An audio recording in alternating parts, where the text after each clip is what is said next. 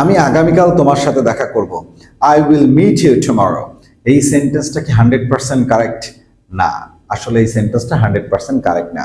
ভবিষ্যতে যখন আপনি কোনো কিছু করবেন এবং সেটা আপনি শিওর হয়ে গিয়েছেন, অর্থাৎ নিশ্চিতভাবে আপনি ভবিষ্যতে করবেন, এটা আপনি জানেন, এই ধরনের কথার ক্ষেত্রে আমরা উইল ব্যবহার করতে পারি না। তাহলে কি ব্যবহার করব? চলেন আজকের ক্লাসে আমরা শিখে নিই। ক্লাস ভেরি ইম্পর্টেন্ট হবে, সো শুরু থেকে একদম শেষ পর্যন্ত দেখব। Let's have a look. Be going to অথবা গোয়িং টু সামথিং, অর্থাৎ অ্যাম ইজ আর গোয়িং টু অথবা ভার্ব প্লাস আইএনজি। অর্থাৎ ভবিষ্যতে যখন আপনি কোনো কিছু করবেন সেটা আপনি একদম নিশ্চিত হয়ে গিয়েছেন, তার মানে এখানে আপনার আর কোনো ডাউট নেই, আপনি করবেন সেটা আপনি জানেন, শিওর। সেই ক্ষেত্রে আমরা ভার্ব প্লাস আইএনজি অথবা গোয়িং টু ব্যবহার করি। দেখি কন্টিনিউয়াসের মতো মনে হয়, কিন্তু কন্টিনিউয়াস না। কারণ কি, এখানে একটা ফিউচার টাইম থাকবে। যেরকম subject am is are, verb plus ING অথবা গোয়িং টু, অর্থাৎ দুইটাই ব্যবহার করা যেতে পারে। ভার্ব প্লাস আইএনজিও ইউজ করা যেতে পারে অথবা গোয়িং টু ব্যবহার করা যেতে পারে। প্লাস ভার্বের প্রেজেন্ট ফর্ম, এর বাইরে একটা ফিউচার টাইম থাকবে, অর্থাৎ আগামীকাল, নেক্সট ডে, নেক্সট মান্থ। তার মানে যখনই আমরা ভবিষ্যতে কোনো কিছু এরকম শিওর করে বলছি যে আগামী বছর, নেক্সট মান্থ, এই ভবিষ্যতের কোনো মার্কার্স থাকতেছে, তখনই আমরা উইল ব্যবহার করব না। সেম ভাবে যদি এটাকে নেগেটিভ করি, তাহলে অ্যামিজারের সাথে শুধু নট বসায় দিব, অ্যামিজারের ভার্বের আইএনজি অথবা গোয়িং টু। আমি মনে হয় এই জায়গাটা ক্লিয়ার করতে পারছি। চলেন একটা এক্সাম্পল দেখে আসি, তাহলে আরেকটু বুঝবো। যেমন আমরা আজ রাতে কফি খাবো বা কফি খেতে যাচ্ছি, কথাটা যেটাই বলি।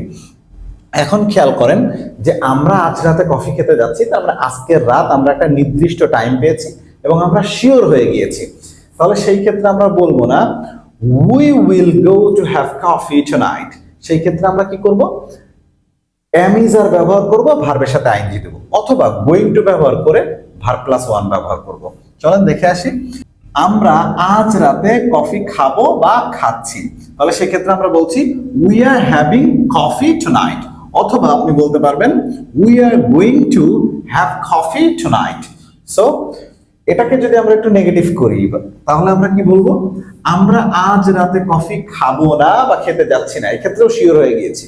তাহলে আমরা বলছি we are not having coffee tonight, অথবা we are not going to have coffee tonight. দুই ভাবে আপনি বলতে পারবেন। তার মানে আমরা এখানে উইল বলবো না। কেন?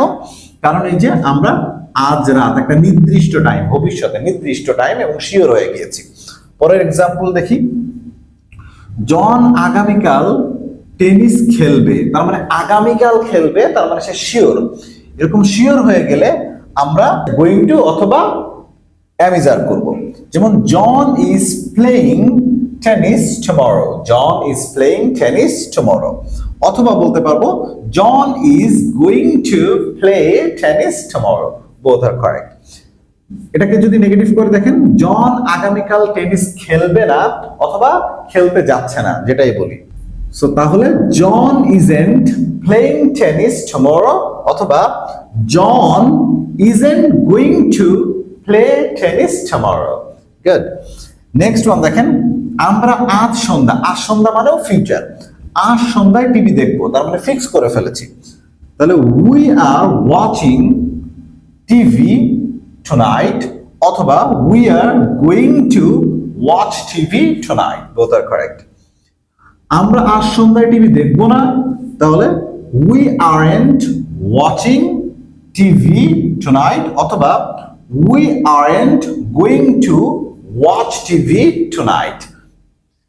একটু ডিফারেন্স কিছু হয় যদি আমরা ভবিষ্যতে কোনো টাইম উল্লেখ নাই। যেরকম দেখেন, সারা তার গাড়ি বিক্রি করবে, এখানে কিন্তু আমরা আজ রাত, tomorrow, next day, next month, next year, এরকম কোনো ভবিষ্যৎ কথা উল্লেখ করিনি। তার মানে ভবিষ্যৎ স্পেসিফিক নাই।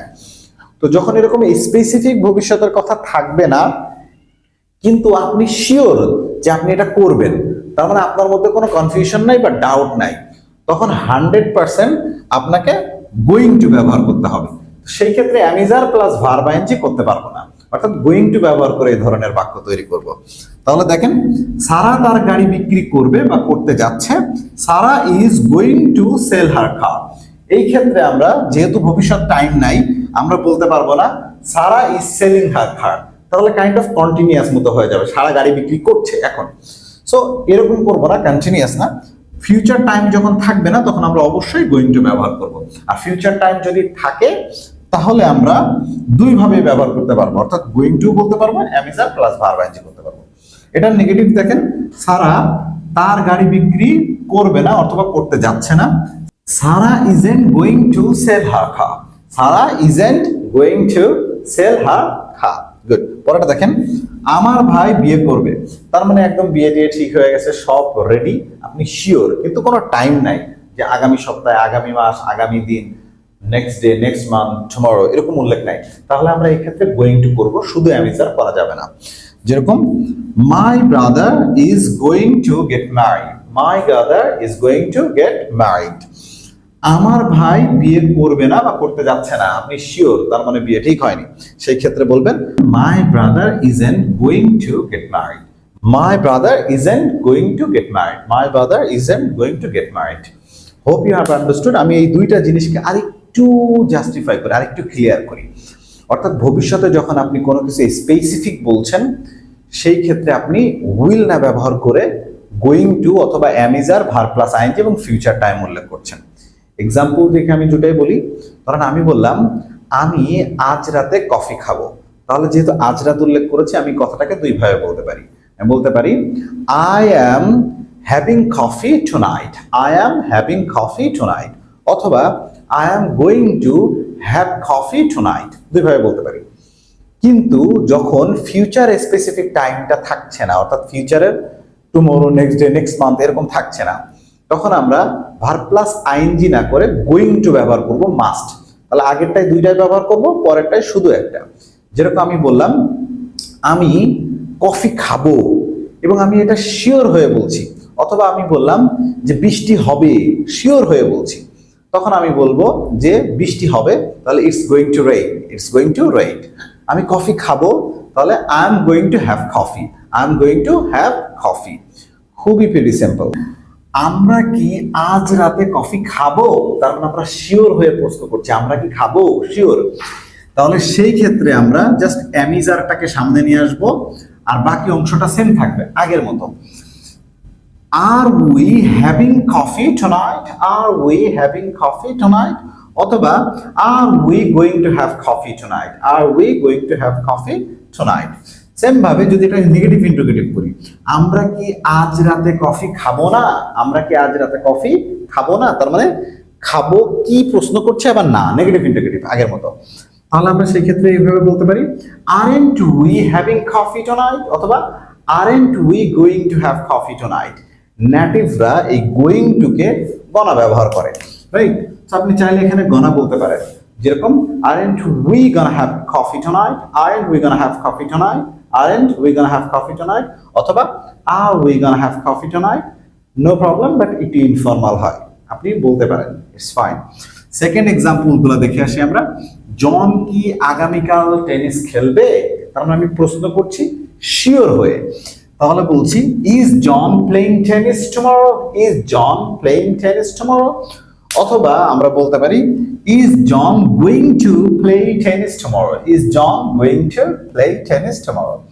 এটাকেই যদি আমরা নেগেটিভ ইন্টিগ্রেটিভ করে জন কি আগামীকাল টেনিস খেলবে না, আবার না চলে আসতেছে, তাহলে সেই ক্ষেত্রে আমরা বলতে পারি isn't John playing tennis tomorrow, অথবা isn't John going to play tennis tomorrow.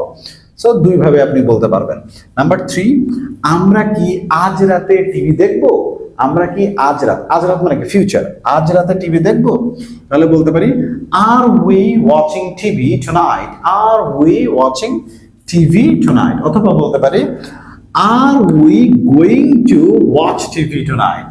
R we going to watch TV tonight. তাহলে এটাকে নেগেটিভ ইন্টিগ্রেটিভ, আমরা কি আজ রাতে টিভি দেখবো না। সেম ভাবে aren't we watching TV tonight, অথবা aren't we going to watch TV tonight? So number 4 এ দেখেন একটু ডাব্লিউএস দিয়েছি, কেন সারা তার গাড়ি বিক্রি করবে। অর্থাৎ এই জায়গায় স্পেসিফিক টাইম নাই, কিন্তু আমি শিওর যে সারা গাড়ি বিক্রি করবে।